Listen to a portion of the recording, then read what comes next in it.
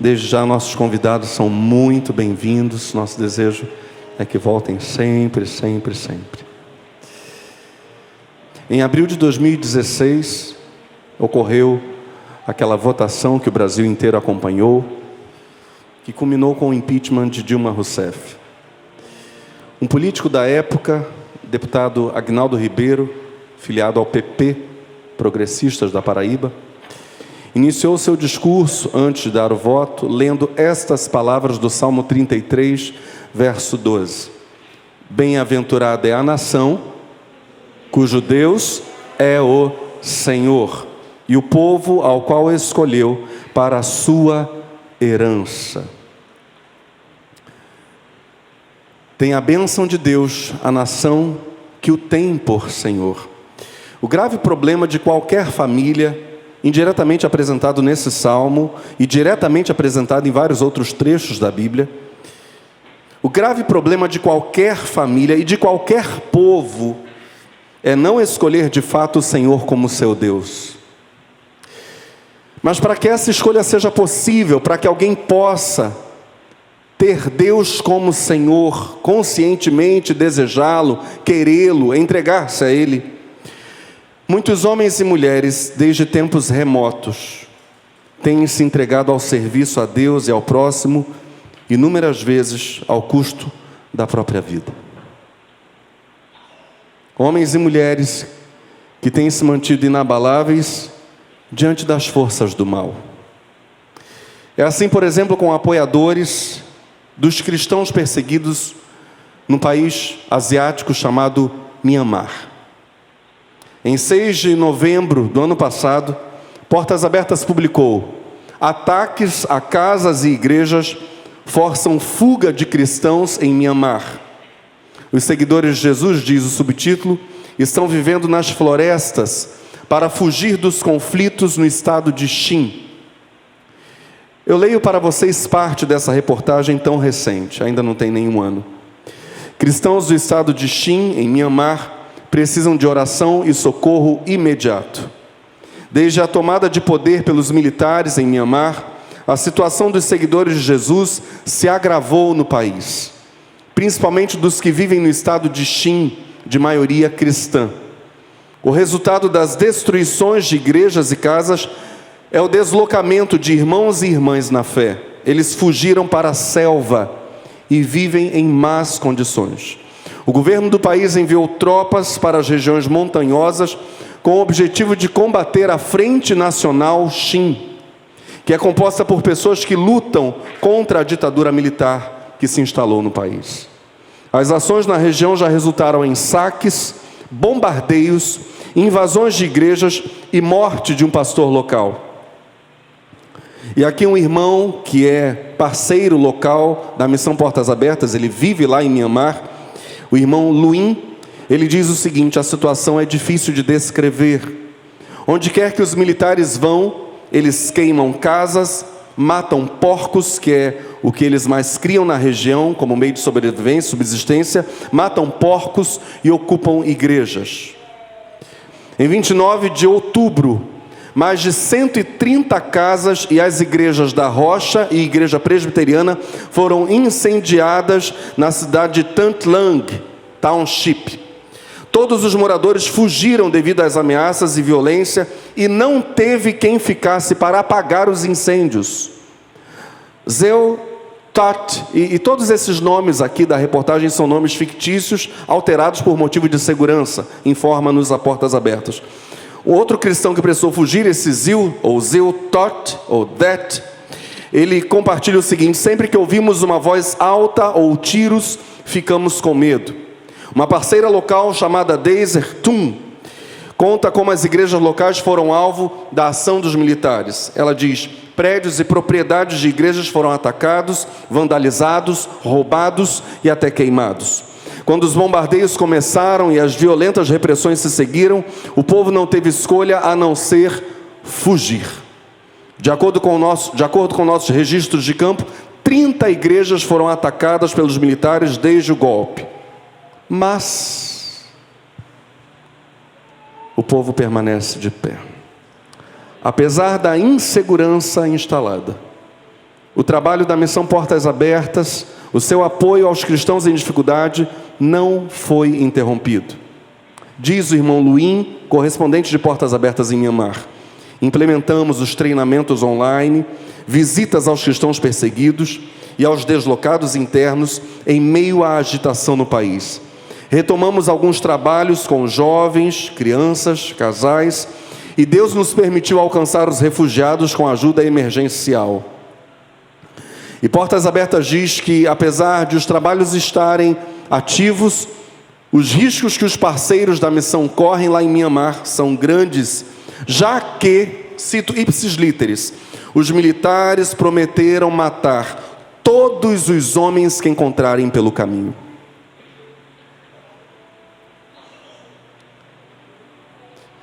Outro problema, na época, ou seja, novembro do ano passado, era a proximidade do inverno, diz a reportagem. O inverno que está chegando e os cristãos estão sem roupas adequadas para enfrentar o frio intenso. Irmão Luim conta novamente: estamos sendo pressionados de todos os lados. Em alguns vilarejos, os militares nem mesmo permitem a entrada de mercadorias. As necessidades básicas e medicamentos, como paracetamol, estão fora de alcance. As pessoas estão se sentindo impotentes. Mas há um povo que permanece de pé. Em setembro de 2021, ou seja, pouco antes da reportagem, a Missão Portas Abertas apoiou diretamente e permanece lá apoiando 17.135 cristãos com ajuda socorrista, ajudando de modo prático, dando treinamento bíblico. E eles dizem: louvado seja o Senhor pela distribuição de alimentos para os cristãos. Uma irmã chamada Raima Raye diz: eu e minha filha podemos nos sustentar até hoje com o que recebemos. Já se passaram 3 meses. Na época, 3 meses de socorro ainda mantinham-na e a sua família viva. A consequência desse trabalho de apoio na dificuldade, esse trabalho em meio a um sistema absolutamente revolucionário, um clima de guerra civil, a consequência desse trabalho de apoio na dificuldade, apoio aos cristãos em dificuldade pela Missão Portas Abertas foi: eu gostaria de saber se temos aqui um povo pronto para dar glória a Deus. A consequência do trabalho de apoio na dificuldade, em meio a toda essa turbulência, foi a conversão de 544 pessoas só no final do ano passado, das quais 166 decidiram se batizar. O irmão Luim comemora: louvado seja Deus, porque estamos vendo muitas pessoas encontrando a Cristo neste momento. Deus ainda está trazendo pessoas para si. Aleluia.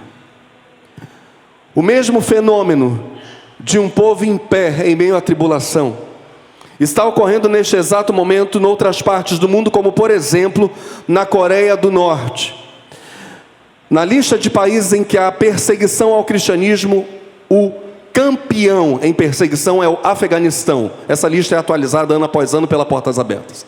Hoje o primeiro da lista é o Afeganistão e o segundo país da lista é a Coreia do Norte. Ali os cristãos têm permanecido de pé frente aos maiores desafios à sua fé. Notícia de 23 de março deste ano. Recentemente, diz Portas Abertas, fontes seguras compartilharam que houve uma varredura massiva contra cristãos secretos em uma área da Coreia do Norte. O nome da região, diz Portas Abertas, não pode ser divulgado por motivos de segurança. Volto à leitura. Dezenas de cristãos secretos estavam reunidos, e quando iam começar o culto, guardas de segurança invadiram o local. Todos os cristãos, todos, foram presos e executados. A fonte de informação diz que, juntamente com os cristãos capturados na Coreia do Norte, no início deste ano, as famílias deles também foram levadas para uma prisão política, somando mais de 100 pessoas. Nessas prisões, os detentos são tratados como animais, torturados, forçados a trabalhos forçados, obrigados, a trabalhos forçados, ficam sem comida suficiente, evidentemente, sem liberdade para fazer qualquer coisa. Recentemente, a Coreia do Norte promulgou uma lei chamada Lei do Pensamento Antirreacionário. A punição contra quaisquer pensamentos ou produtos externos, depois dessa lei ser promulgada, se intensificou. E isso tornou ainda mais difícil para os cristãos e líderes da igreja manterem seus cultos e reuniões de oração. Mas, apesar dessas circunstâncias mortais, em que qualquer vazamento de informações resulta em vários cristãos martirizados e suas famílias presas, confinadas, Portas Abertas nos conta que nossos preciosos irmãos e irmãs da Coreia do Norte nunca pararam de louvar o nome de Cristo. Em vez disso, eles continuam a proclamar a eterna vitória do Senhor. Isso pode ser visto, por exemplo, eu vou ler esse trecho. Por exemplo, numa das cartas dos líderes da igreja secreta na Coreia do Norte. Texto escrito por um dos líderes da igreja clandestina na Coreia do Norte, em nossos dias. Esse irmão diz, a Escritura afirma, em João 14, 27, deixo-vos a paz, a minha paz vos dou. Não a dou como o mundo a dá. Não se turbe o vosso coração, nem tenham medo. Esse irmão prossegue dizendo na carta para a Missão Portas Abertas: como é gratificante saber que Deus já sabia que quando andássemos na sombra da morte e tribulação, quando caíssemos de medo, ansiedade, preocupação e desespero, Ele mesmo derramaria sua paz e sua alegria, para que vivamos e mantenhamos nossa vida espiritual com a paz e alegria do reino de Deus no nosso corpo e no nosso coração.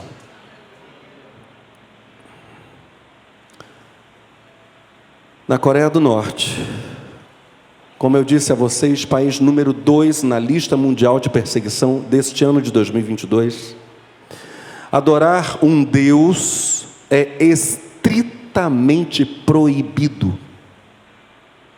Todos os habitantes da Coreia do Norte são obrigados a prestar culto pessoal à família do governante, à família Kim. O cristianismo para a Coreia do Norte é a ameaça número 1 ao governo. Desde que o país se constituiu, quando Kim Il-sung estava no poder, o Partido Comunista intensificou a opressão contra os cristãos secretos. A perseguição nunca parou durante gerações de líderes supremos. Ela apenas se intensifica.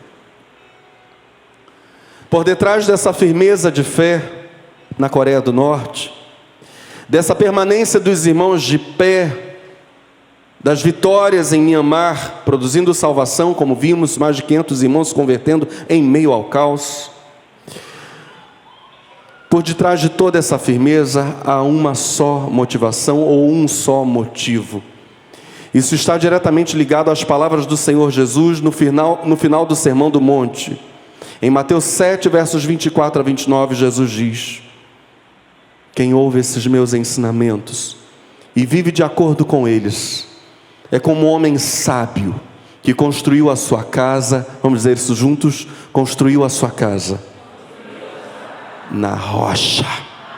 Caiu a chuva, vieram as enchentes, o vento soprou com força contra aquela casa, porém ela não caiu, porque havia sido construída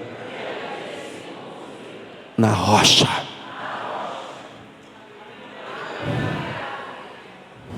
Aleluia. No verso 26, Jesus prossegue dizendo: quem ouve esses meus ensinamentos e não vive de acordo com eles, é como um homem sem juízo que construiu a sua casa na areia. Caiu a chuva, vieram as enchentes, e o vento soprou com força contra aquela casa. Ela caiu e ficou totalmente destruída. Quando Jesus acabou de falar, as multidões estavam admiradas com a sua maneira de ensinar. Ele não era como os mestres da lei, pelo contrário, ensinava com a autoridade dele mesmo. Para vermos bem ilustrada essa fala de Jesus, ainda mais um pouquinho, agora de modo mais literal, vimos a história de irmãos cuja vida está construída sobre a rocha, mas agora eu quero contar algo que já foi contado aqui no ano de 2016, se não estou equivocado.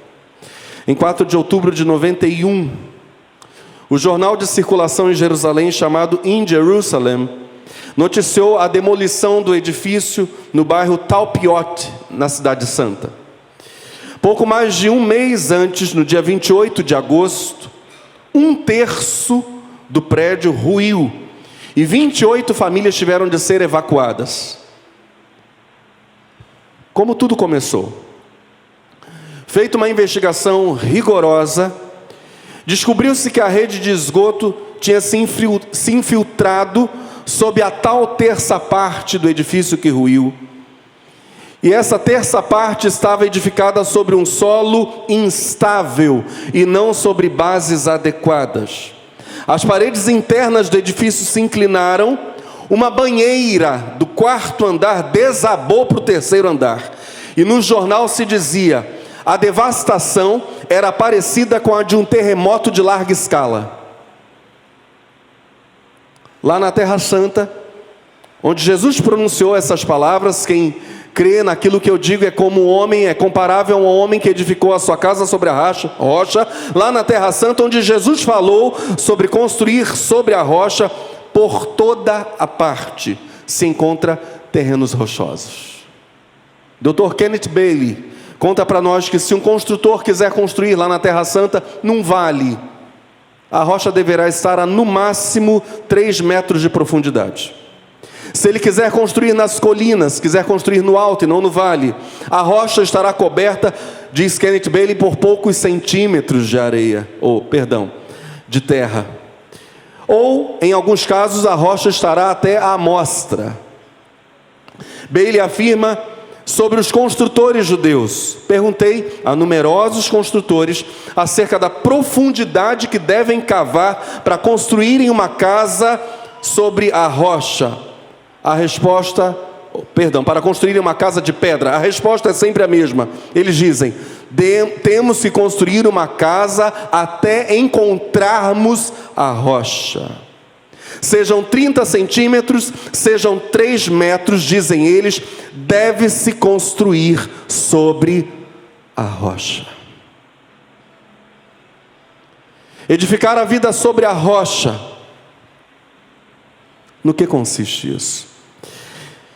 Em primeiro lugar, edificar sobre a rocha é rejeitar a construção sobre tudo aquilo que é instável. Tudo aquilo que é passageiro, tudo aquilo que é volúvel, que é inconstante, que sofre modulação. Seja a areia, figuradamente, seja o barro. De modo bem prático, e eu já quero dar a resposta sobre esta primeira etapa da mensagem, edificar a casa sobre a rocha é rejeitar a construção da vida, é não depositar a confiança, por exemplo, na própria estabilidade profissional ou financeira. Isso é instável.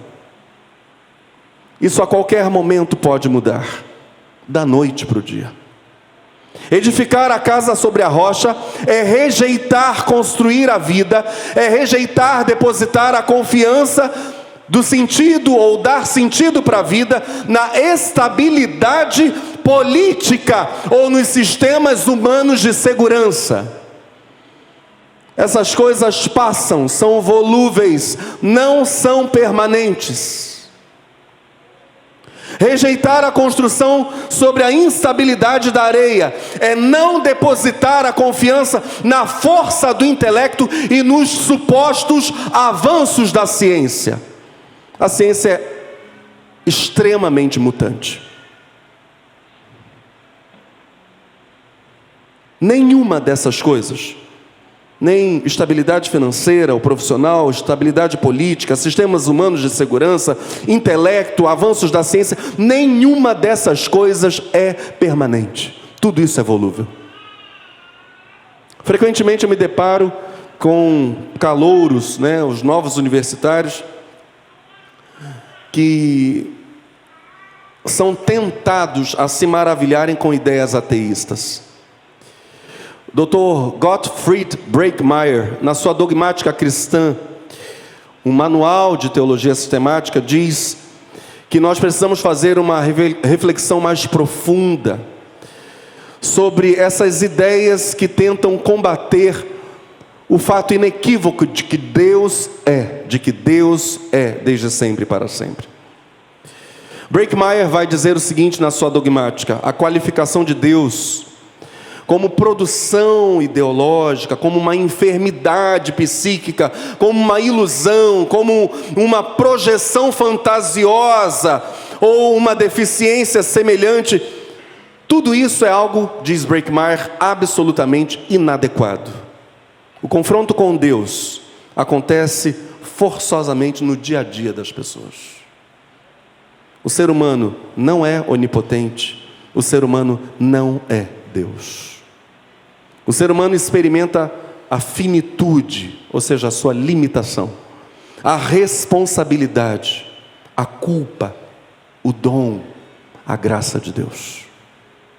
O ser humano pergunta de onde vem, pergunta para onde vai, pergunta por que está aí, afinal de contas.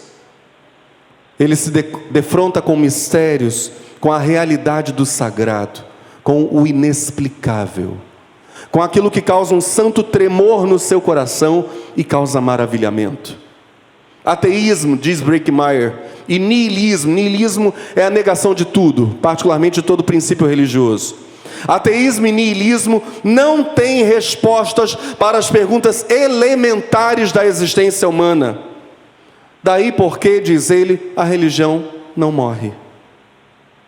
Não morre.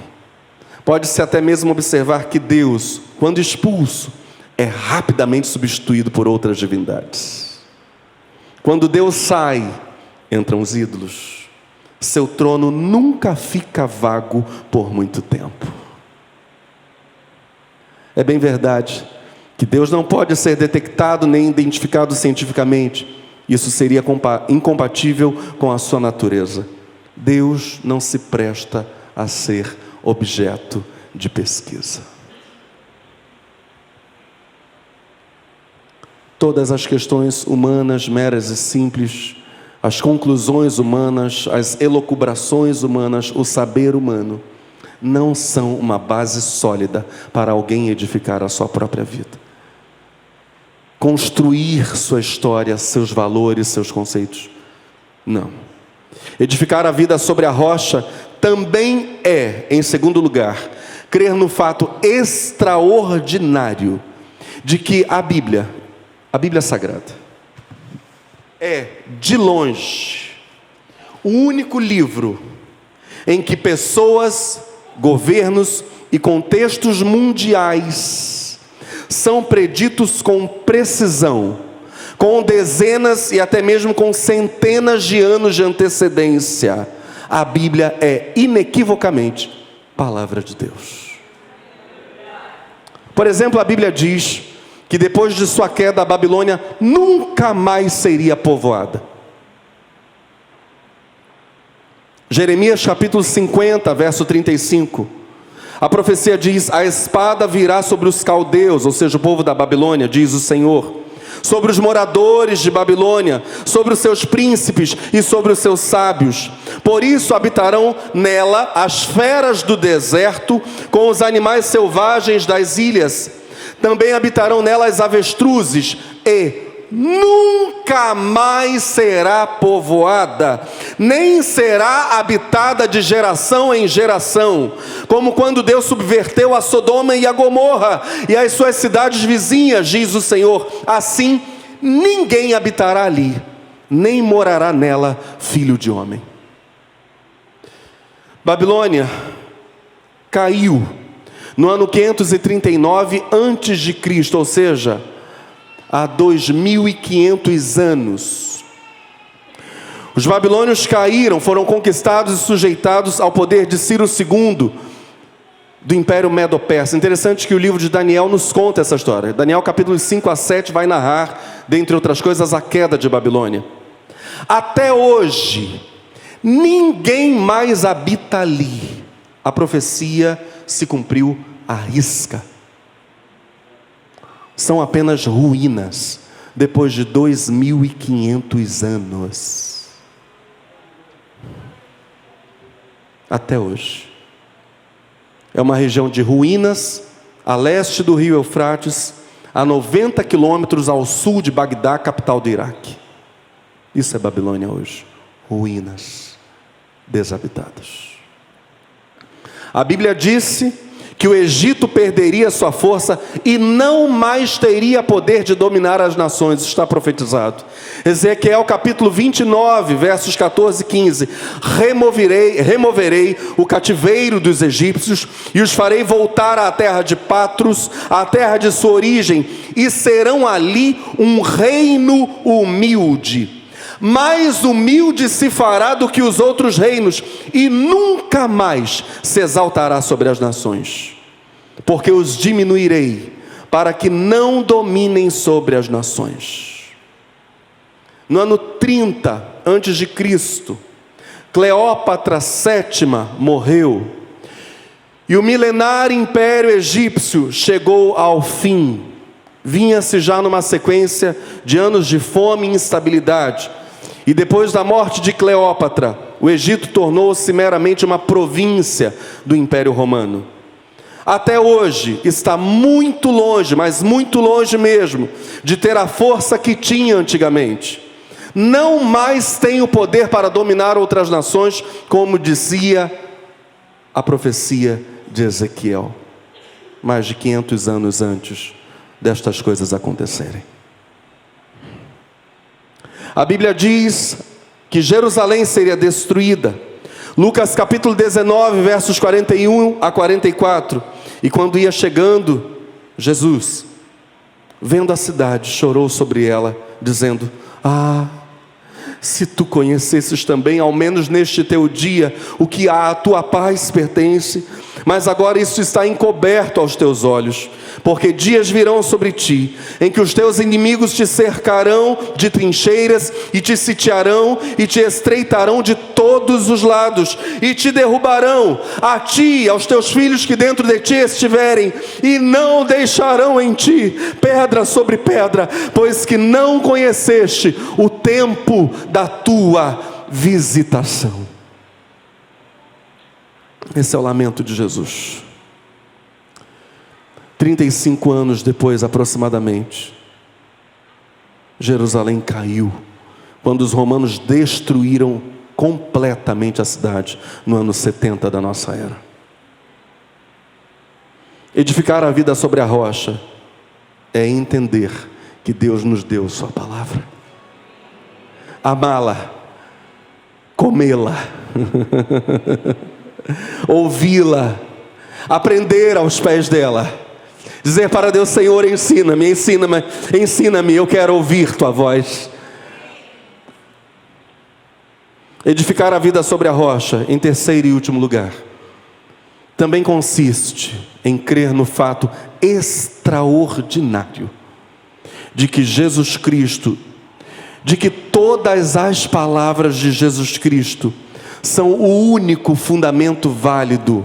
Observa que com isso eu não estou apresentando para vocês nenhum tipo de contradição. Já veremos adiante, porque eu acabei de falar na Bíblia. Parece que eu estarei me contradizendo, mas não estarei. Você entenderá. É crer, em terceiro lugar, repito, no fato extraordinário de que Jesus Cristo, de que as palavras de Jesus Cristo, edificar a casa sobre a rocha, é acreditar que as palavras de Jesus Cristo são o único fundamento válido e totalmente digno de confiança para a nossa vida. Precisamos olhar agora para Isaías capítulo 28, versos 14 a 18, que são possivelmente as palavras mencionadas por Jesus no texto lido no início dessa mensagem, Mateus capítulo 7, quando Jesus fala sobre a casa edificada sobre a rocha. Parece que ele está mencionando Isaías 28. Uma parábola que foi pronunciada 705 anos antes de Cristo. Parecem ser estas as imagens que Jesus vai utilizar no Sermão do Monte. Vamos ao texto. A profecia de Isaías dizia: autoridades de Jerusalém, homens orgulhosos que governam esse povo, escutem a mensagem de Deus, o Senhor. Vocês dizem: fizemos um acordo com a morte, já combinamos tudo com o mundo dos mortos. Vamos entender isso. Aqui a referência da profecia de Isaías é mesmo a visão que os egípcios tinham sobre como vencer os temores. Eles adoravam aos deuses que governavam a morte, e o problema é, Israel os estava copiando.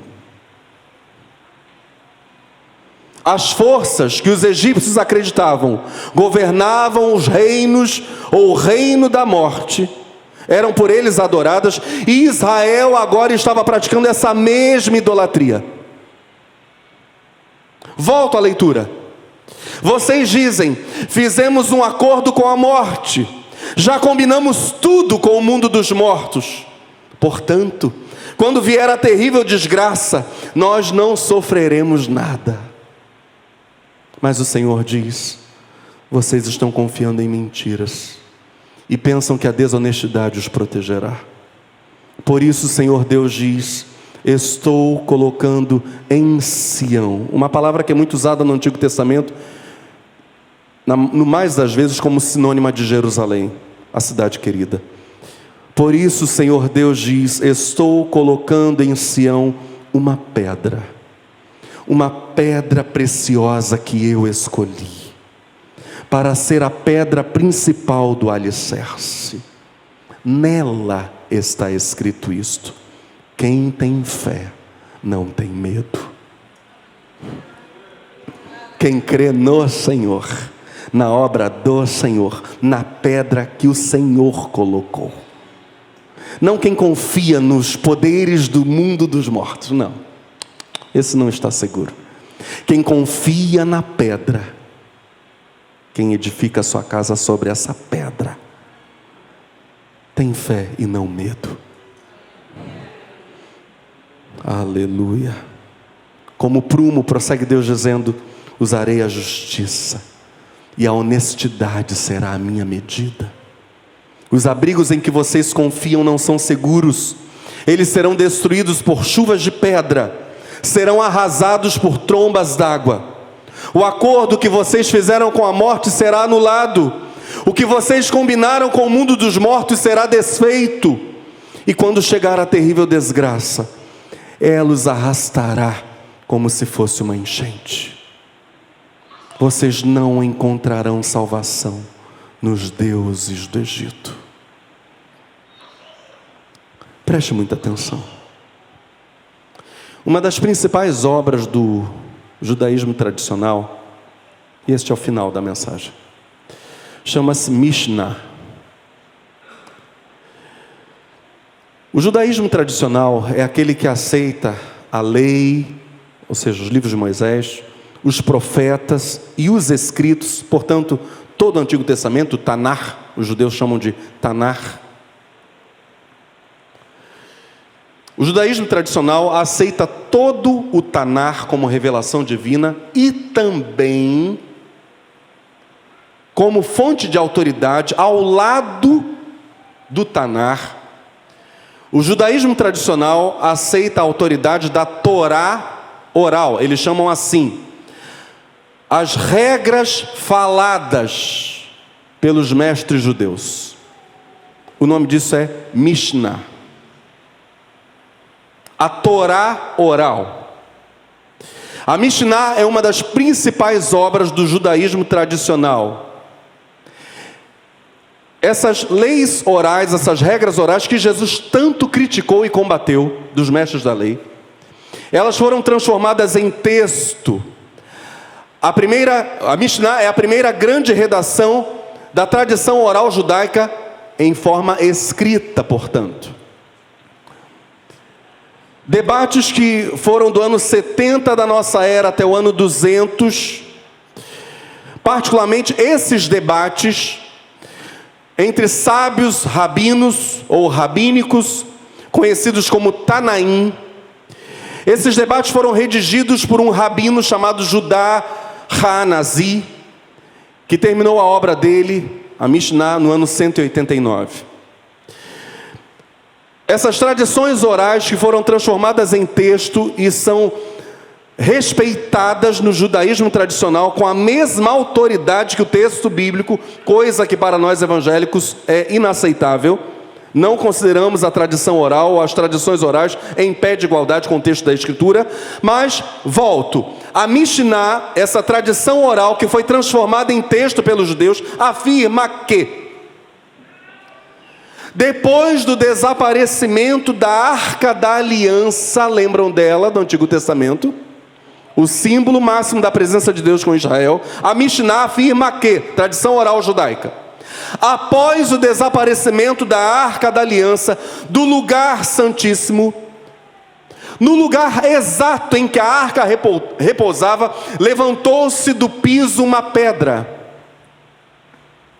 E nesta suposta pedra, o sumo sacerdote colocava ou passava a colocar o braseiro do incenso. Lembrando que quando o sumo sacerdote, uma vez ao ano apenas, entrava no lugar santíssimo, entrava com o incensário de mão, o incenso exalando o seu perfume, a sua fumaça, e chegava diante da arca do Senhor. Agora, a Mishnah vai dizer que o sumo sacerdote coloca, ou passou a colocar, depois do sumiço da arca, o braseiro do incenso junto a uma tal pedra que teria aparecido ali dentro do Santo dos Santos.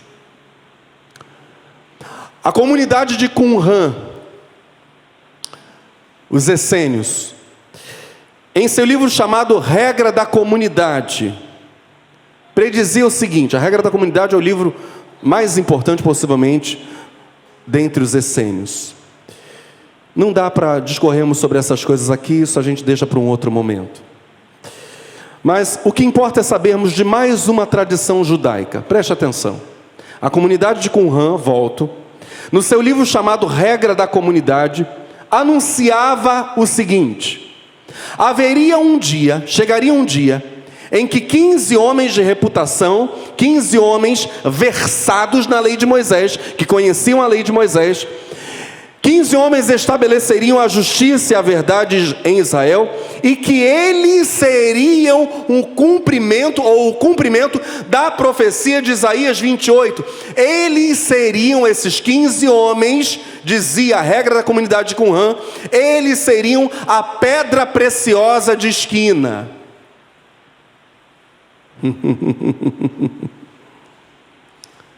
Cristo, no final do Sermão do Monte, vai desmentir tudo isso. Primeiro a Mishnah, depois a regra da comunidade. Jesus vai dizer no final do Sermão do Monte que esses dois grupos interpretaram erradamente a profecia de Isaías 28. A pedra preciosa, em torno da qual os homens deveriam construir suas vidas. Jesus vai dizer: sou eu mesmo.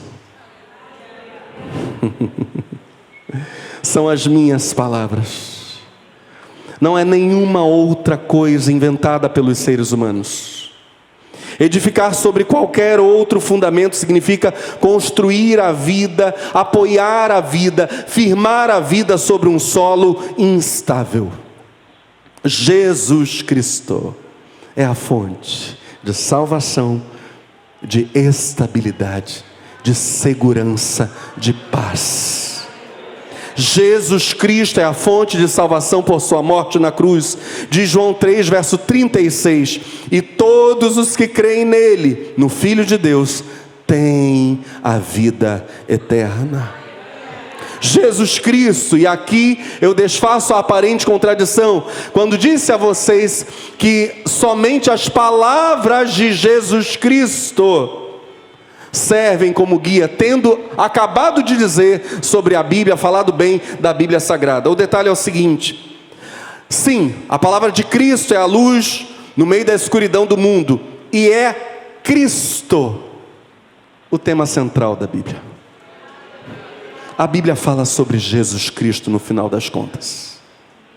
É o que Jesus mesmo vai dizer em João capítulo 5, verso 39. Vocês examinam as Escrituras, porque creem que elas vos trarão a vida eterna, e são elas que apontam para mim. O poder que há em Jesus, e só em Jesus. E Jesus está aqui, acessível a todos nós, absolutamente presente em nosso meio, maravilhoso, glorioso, poderoso. Você que entrou aqui dizendo: eu preciso de cura, Senhor, Jesus está aqui e Ele cura. Você que entrou aqui dizendo: Senhor, eu preciso de restauração na minha casa, na minha família. Eu preciso de cura no meu casamento, nas finanças. Jesus está aqui. O poder que há em Jesus Cristo expulsa as forças do mal, que perturbam nossa alma, que tiram a nossa paz. Cristo é a nossa paz. Jesus Cristo é o solo firme. Ele tem todo o poder para guiar e ajustar nossa vida. Em Mateus capítulo 8, verso 16, a Bíblia diz: ao cair da tarde, trouxeram a Jesus várias pessoas possuídas por demônios. Com uma só palavra expulsou os espíritos e curou todos os que sofriam.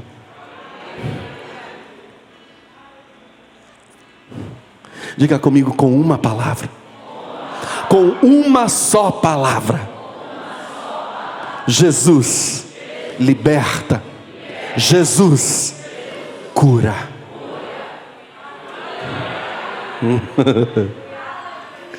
Aleluia. Edifiquemos nossa vida sobre a pessoa de Cristo, sobre a palavra de Cristo, conforme apontada na Escritura, na Bíblia Sagrada. Em vindo as tempestades, permaneceremos de pé como os irmãos que estão perseguidos, mas que permanecem de pé. Em vindo as tempestades, permaneceremos de pé, permaneceremos inabaláveis. Seremos, como diz a Escritura, mais do que vencedores. Que Deus nos abençoe.